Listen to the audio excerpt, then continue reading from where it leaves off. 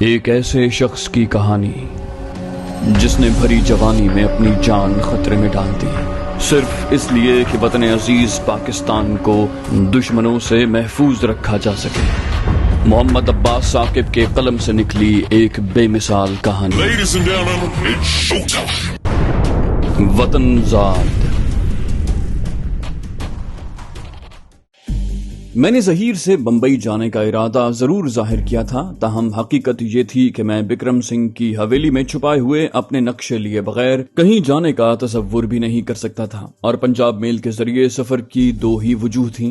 پہلی یہ کہ گرداس سنہا والے ناخوشگوار واقعے کی روشنی میں بس کے مقابلے میں ٹرین کا سفر میری نظر میں زیادہ محفوظ ہو گیا تھا۔ دوسری وجہ یہ کہ پنجاب میل بمبئی کی طرف سفر کرتے ہوئے لگ بھگ اسی راستے پر روانہ ہوتی جس سے ہم رات کا خاصا حصہ سفر کر کے فرید کوٹ پہنچے تھے، یعنی یہ ٹرین چند گھنٹوں میں مجھے بھٹنڈا پہنچانے والی تھی۔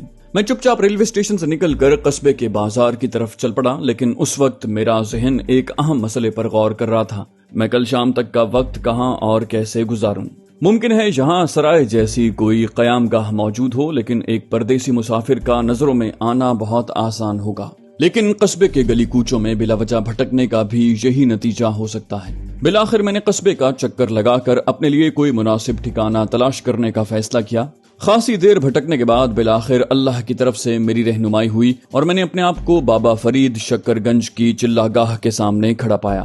یہ سادہ لیکن کشادہ اور پرشکوہ عمارت فرید کوٹ قلعے کے سامنے واقع تھی، اور مختلف حلیوں اور صنف کے زائر بلا روک ٹوک وہاں آ جا رہے تھے۔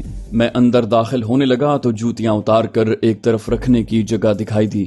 احاطے میں داخل ہوتے ہی مجھے ایک بہت قدیم درخت دکھائی دیا جس کے سامنے ہندو اور سکھ زائرین باری باری سر جھکا رہے تھے اور اس کے کٹے ہوئے تنوں کو ہاتھ لگا کر اور چوم کر سر پر پھیر رہے تھے۔ اس درخت کے عین نیچے ایک دھاتی تاکچے میں بہت سے چراغ جل رہے تھے۔ زائرین ان چراغوں میں تیل بھی ڈال رہے تھے اور چراغوں سے تیل لے کر اپنے جسم پر بھی لگاتے تھے، ساتھ ساتھ ماتھا ٹیکنے اور ارداس کا سلسلہ بھی جاری تھا۔ میں نے محض احترام سے سر جھکانے پر اکتفا کیا، تاہم وہاں کسی کو کسی پر توجہ دینے کی فرصت نہیں تھی۔ اس دوران عمارت کے اندر سے گرنتھ صاحب کے پاٹھ کی گردان سنائی دے رہی تھی۔ میں آراستہ و پیراستہ ہال نما کمرے میں پہنچا تو مخصوص حلیے والا سکھ مذہبی پیشوا ایک اونچی چوکی پر براجمان نظر آیا، جبکہ سامنے دیوار میں بڑے سے طاق میں مخملی کپڑے سے ڈھکی کوئی متبرک چیز دکھائی دی۔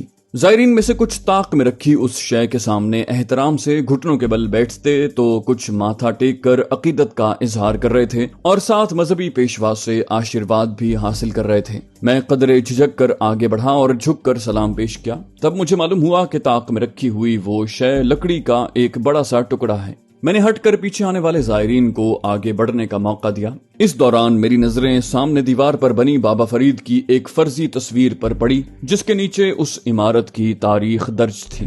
میں نے پڑھنے کی کوشش کی تو اس تحریر کا مفہوم کچھ یوں سمجھ میں آیا: فرید کوٹ مشہور صوفی بزرگ بابا فرید سے منسوب ہے، جو 1215 عیسوی میں دلی سے پاک پتن جاتے ہوئے اس مقام پر ٹھہرے تھے، جو اس وقت موکل ہار کہلاتا تھا، اور یہاں اس وقت راجہ موکل کی طرف سے قلعہ تعمیر کروایا جا رہا تھا، اور راجہ کے سپاہی یہاں سے گزرنے والے ہر مسافر کو بیگاری بنا کر قلعے کی تعمیر میں حصہ لینے پر مجبور کر رہے تھے۔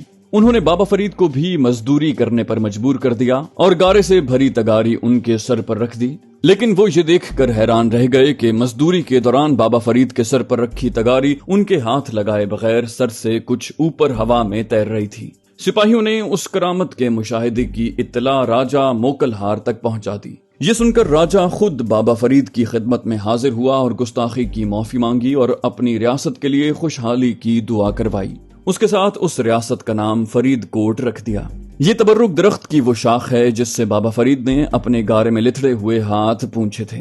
یہ سب میرے لیے ایک خواب کی مانند تھا۔ اس کے ساتھ ہی مجھے اپنے دل میں سکھ قوم کے لیے بیٹھی نفرت کچھ پھیکی پڑتی محسوس ہوئی۔ وہ رات اور اگلے دن کا بیشتر حصہ میں نے اسی مقدس مقام پر گزارا تھا جہاں کسی نے مجھ سے کوئی سوال جواب کرنے کی زحمت نہ کی، بلکہ بغیر مانگے لذیذ کھانا اور طرح طرح کا پرشاد بھی مجھ تک پہنچتا رہا۔ ایسے میں مجھے اپنی تحویل میں ایک ہلاکت خیز آتشی ہتھیار کی موجودگی پر شرمندگی کا احساس ستاتا رہا۔ اگلے روز شام سے ذرا پہلے میں نے ریلوے اسٹیشن کا رخ کیا۔ اس وقت وہاں اچھی خاصی تعداد میں مسافر نظر آئے۔ میں نے بھٹنڈا کا سب سے نچلے درجے کا ٹکٹ خریدا اور پلیٹ فارم کے ایک سرے پر نصب آہنی بینچ پر بیٹھ کر پنجاب میل کا انتظار کرنے لگا، جو فیروز پور سے بن کر چلتی ہے۔ شام ڈھلنے کے ساتھ ہی سردی کی شدت میں اضافہ ہونے لگا تھا۔ میں نے دیہاتی طرز کے کھیس میں خود کو اچھی طرح لپیٹ رکھا تھا، جو میں نے فرید کوٹ کی ایک دکان سے ہی خریدا تھا۔ میں چور آنکھوں سے پلیٹ فارم کے گیٹ پر تعینات اور ادھر ادھر گشت کرنے والے 3 سنتریوں کی نقل و حرکت کا جائزہ لے رہا تھا، لیکن وہ واضح طور پر محض وقت گزاری کے موڈ میں دکھائی دے رہے تھے۔ پنجاب میل پہنچنے تک رات کا پہلا پہر شروع ہو چکا تھا۔ ٹرین جیسے ہی پلیٹ فارم پر پہنچی وہاں ہلچل سی مچ گئی۔ مجھے پتا تھا کہ فرید کوٹ پر چند منٹ کا ہی سٹاپ ہے، چنانچہ میں تیزی سے اپنے درجے والے پہلے ہی ڈبے کی طرف لپکا۔ میں ٹرین میں داخل ہونے کے لیے دھاتی سیڑھی پر قدم رکھا ہی تھا کہ ایک ادھیڑ عمر سردار جی سے ٹکراتے بچا، جنہوں نے ایک کاندھے پر ایک بکسا اٹھا رکھا تھا اور ان کی بغل میں ایک چرمی بیگ دبا ہوا تھا۔ میں نے پیچھے ہٹ کر پہلے انہیں ٹرین میں سوار ہونے کا موقع دیا۔ پتا چلا کہ ان کی اہلیہ بھی ہمراہ ہیں، جو اپنے بھاری بھرکم جثے کی وجہ سے ان سے کئی گز پیچھے چل رہی تھی۔ میں نے انہیں بھی اپنے خاوند کے پیچھے ٹرین میں سوار ہونے کا موقع دیا، لیکن اپنے پاس موجود ایک بڑی سی گٹھڑی کی وجہ سے سیڑھیاں چڑھنا ان کے لیے آسان نہیں تھا۔ میں نے مدد کے لیے ہاتھ بڑھایا تو انہوں نے وہ گٹھڑی مجھے تھما دی اور ہانپتے کانپتے سیڑھیاں چڑھنے کے جتن کرنے لگے، لیکن اگر وہ ہاتھ بڑھا کر سہارا نہ لیتے تو ٹرین کی روانگی تک ان کا سوار ہونا مشکل تھا۔ بالآخر وہ مشکل مرحلہ سر ہوا تو میں بھی ان کی گٹھڑی سمیت ٹرین میں چڑھ گیا۔ اس اثنا میں گاڑی سیٹی دے کر دھیرے دھیرے رینگنے لگی تھی۔ وہ سکھ جوڑا 6 نشستوں والے ایک حصے پر قبضہ جما چکا تھا۔ میں نے دیکھا کہ خاتون ابھی تک سانس درست نہیں کر پائی ہیں اور سرد موسم کے باوجود سردار جی کی پیشانی پر بھی پسینہ چمک رہا ہے۔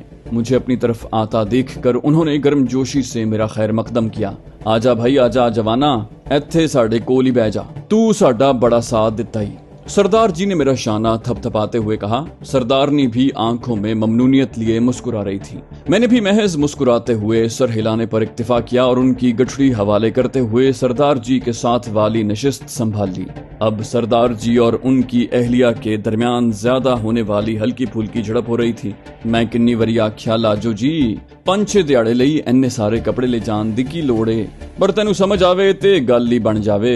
ਲਾਜੋ ਬੀਬੀ ਨੇ ਪਟਾਖ ਸੇ ਜਵਾਬ ਦਿਆ, ਤੁਸੀਂ ਆਪਣੀ ਹੋਸ਼ਿਆਰੀ ਆਪਣੇ ਕੋਲ ਰੱਖੋ ਜੋਗਿੰਦਰ ਸਰਕਾਰ, ਵਿਆਹ ਦਾ ਮੌਕਾ ਹੈਗਾ, ਰੋਜ਼ ਇੱਕ ਨਵਾਂ ਜੋੜਾ ਨਾ ਪਾਤਾ ਤੇ ਤੁਹਾਡੀ ਪਰਚਾਈਆਂ ਪਿੱਛੇ ਖਿੱਲੀ ਉਡਾਣਗੀ। मेरा ते कुछ नहीं, ਤੁਹਾਡੀ इज्जत मिट्टी विच मिल जानी है। जोगिंदर जी ने अपनी बात पर जोर देने की कोशिश की। लाजो जी अपने मौक़िफ़ से टस्से मस न हुई। ताहम उन दोनों की लड़ाई में भी मोहब्बत और एहतराम नुमाया था। अपनी बेगम पर कोई बस न चलते देखकर जोगिंदर जी ने मुझसे इंसाफ तलब किया। छोटे भरा जी तुसी दसो, अज तुसी ना होंदे ते अज मेरी ये वोटी राणी स्टेशन ते ही रह जांदी ते इन्हां दे गोटे वाले जोड़े मेरे नाल बटिंडे होंदे। मैंने धीमे लहजे में कहा, तुसी ठीक कह रहे हो, भरजाई दी गल विच भी वजन है। मेरी बात को खातून ने अपनी तायद समझा और मुझे दाद दी, लेकिन साथ ही मेरा नाम भी पूछ डाला। मैंने अपनी हिचकिचाहट छुपाते हुए अपना नाम आकाश धरन बताया। कुछ ही देर में वो दोनों शादी से मुताल्लिक दीगर मौजूआत पर गुफ्तगू में उलझ गए और मैंने इत्मीनान का सांस लिया। उन दोनों का बाहमी प्यार काबिल रश्क था। ताहम वो हर कुछ देर के बाद किसी न किसी बात पर उलझ पड़ते थे और फिर खुद ब खुद मान जाते। इस दौरान वो भी मुझे बार बार अपनी गुफ्तगू में शामिल करते रहे। उनके इसरार पर मुझे खाने में भी शरीक होना पड़ा। इस दौरान मेरी नजरें ट्रेन से बाहर के मनाजिर पर जमी हुई थीं। मेरी दिलचस्पी महसूस करते हुए उन मियाँ बीवी ने खिड़की के साथ वाली नशिस्त मेरे हवाले कर दी। फरीदकोट से रवानगी के लगभग आधे घंटे के बाद ट्रेन 2 मिनट के लिए कोट कपूरा के रेलवे स्टेशन पर रुकी और मुसाफिरों की एक छोटी सी टोली सवार हुई। मजीद आधे घंटे के बाद एक और छोटा सा स्टेशन 2 मिनट का स्टॉप बना, जिसका नाम मैं सही तरह पढ़ने में नाकाम रहा। मैं अभी तक कोई खतरे वाली बात न भांप सका था। ताहम जैसे जैसे भटिंडा करीब आ रहा था, मेरा इज़्तिराब बढ़ रहा था। एक साथ 5 अहलकारों की खुफिया पुलिस के थाने में हलाकत कोई मामूली बात नहीं है। दिल्ली तक खलबली मची होगी, जाने क्या क्या हंगामी इंतजामी सरगर्मियां जारी होंगी। इस खून खराबे को यकीनन मेरी गिरफ्तारी और फरार से जोड़ा गया होगा और मेरी तलाश जोर शोर से जारी होगी। मैं एक तरह से सीधा मौत के फंदे में जा रहा हूँ, क्योंकि उस शहर के बहुत से लोगों ने मुझे बगौर देखा है। कोई भी मुझे पहचान कर मेरे लिए मुसीबत खड़ी कर सकता है। अगरचे उस वाक्य को 2 दिन गुजर चुके हैं, ताहम कवी इम्कान है कि रेलवे स्टेशन और बस अड्डों वगैरह पर नजर रखी जा रही हो, कहीं मैं ट्रेन से उतरते ही उन दरिंदों के शिकंजे में न फंस जाऊं। अब तो जहीर भी मेरे लिए फरिश्ता रहमत बनकर नहीं आएगा, तो क्या मैं भटिंडा उतरने की बजाय आगे रवाना हो जाऊं? मैं अभी इसी शशोपंज में ही था कि लाजो भरजाई ने मुझे मुखातिब करके चौंका दिया। आकाश भराजी, तुसी भी भटिंडे जाना है? मेरे मुंह से बेसाख्ता हाँ निकल गया, जिस पर मुझे झुंझुलाहट भी हुई, लेकिन अब कुछ नहीं हो सकता था। मेरी बात सुनकर वो दोनों खुश हो गए, लेकिन साथ ही जोगिंदर जी ने सवाल जड़ दिया, तुसी भटिंडे शहर विच रहंदे हो? मैंने नफी में सर हिलाया और अचानक जहन में आने वाली एक कहानी सुना दी। नहीं जी, मैं ते तंगवाली जाना है। मेरी बात सुनकर जोगिंदर खुश होकर बोला, ओ जी ऐ ते कमाल हो गया, सानू भी उसी पासे गुलाबगढ़ जाना है। तंगवाली ते बस 2-3 मील रह जांदा जे उत्थों। इससे पहले कि मैं कुछ कहता, लाजो भरजाई ने खुशी से कहा, आकाश भराजी तुसी साडे नाल ही गुलाबगढ़ चलो। हवेली तो जी पपड़ गई होनी, जगह दी कोई थोड़ नहीं होनी, सवेरे तंगवाली टुर जाना।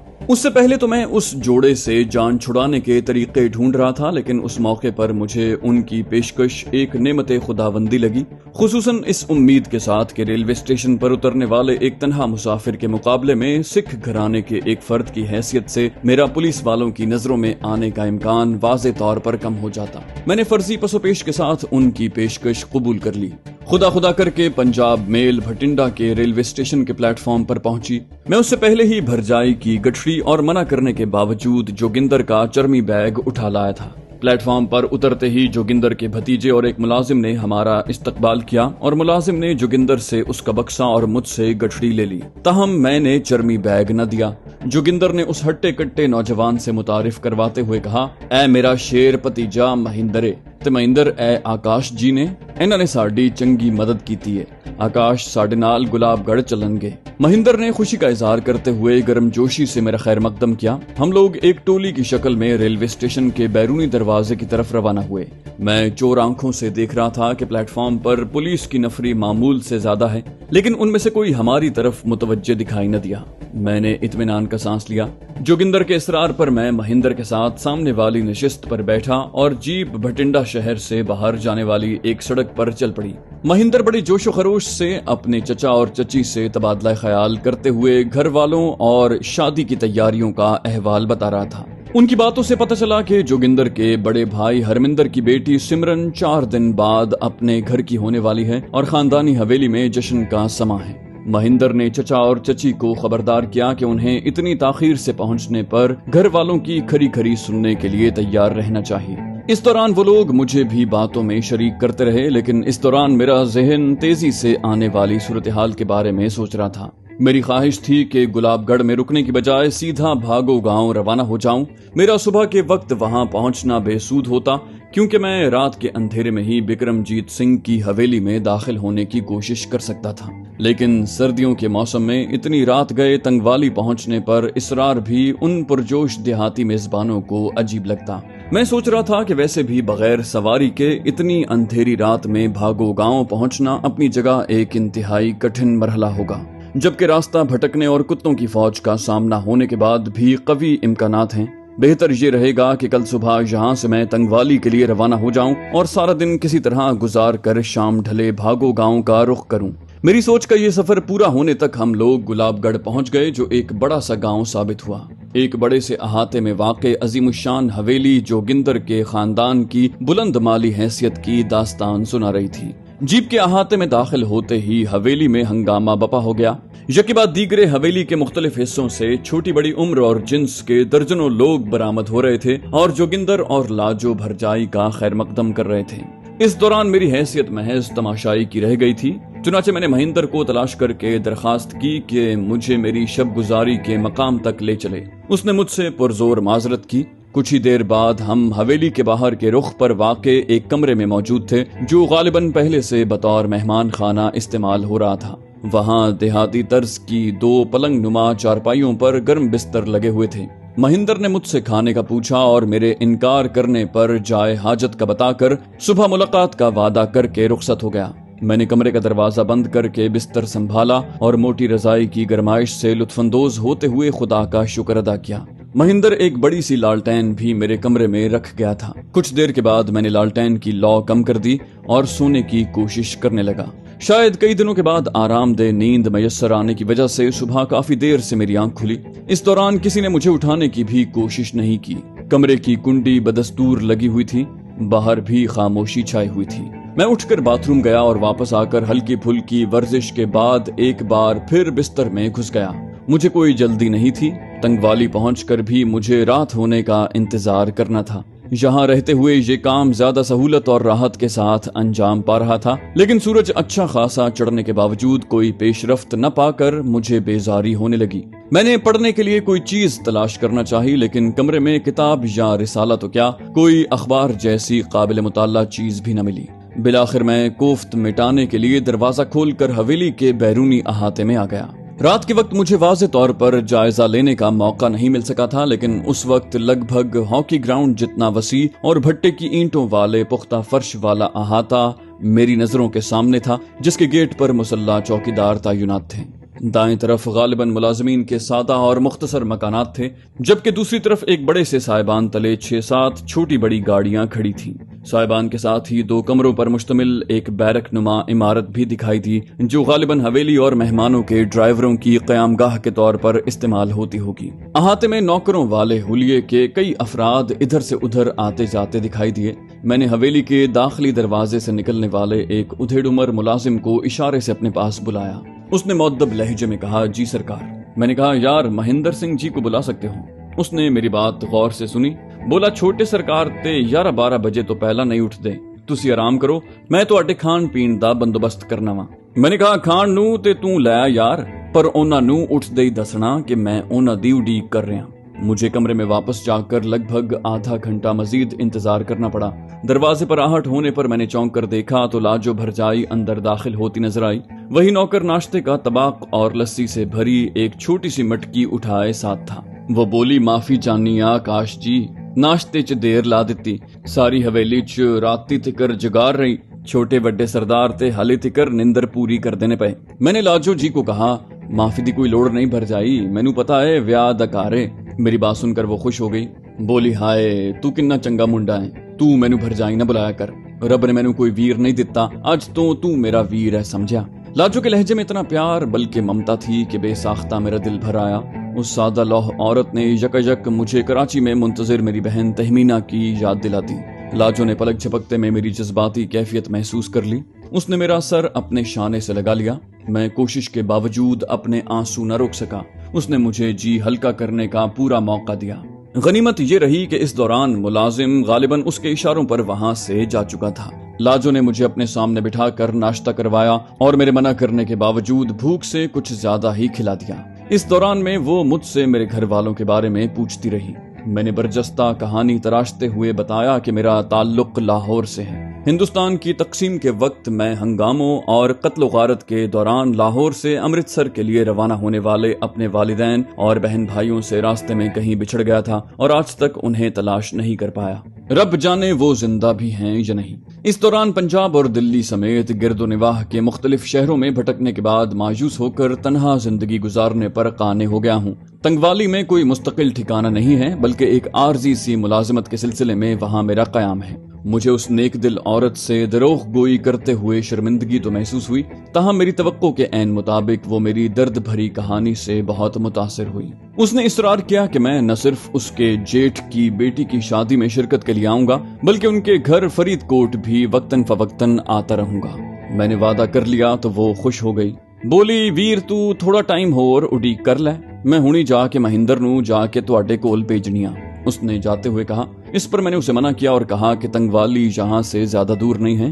اس پر اس نے کچھ سوچ کر تفکر بھرے لہجے میں کہا، میری گل من لے آکاش ویر، جاگن بعد مہندر جی پتے ویاہ دا سدا پہنچان نکلے گا، تو اودے نال تنگوالی ٹر جانا، تواڈا کلیا باہر جانا ٹھیک نہیں۔ اس کے لہجے میں موجود اصرار اور تفکر نے مجھے چونکا دیا۔ میں نے کہا کہ مجھے اس کی بات ماننے میں کوئی اعتراض نہیں ہے، لیکن میں اصرار کی وجہ ضرور جاننا چاہتا ہوں، خصوصاً اس جملے کا مطلب کہ میرا اکیلے باہر جانا ٹھیک نہیں ہے۔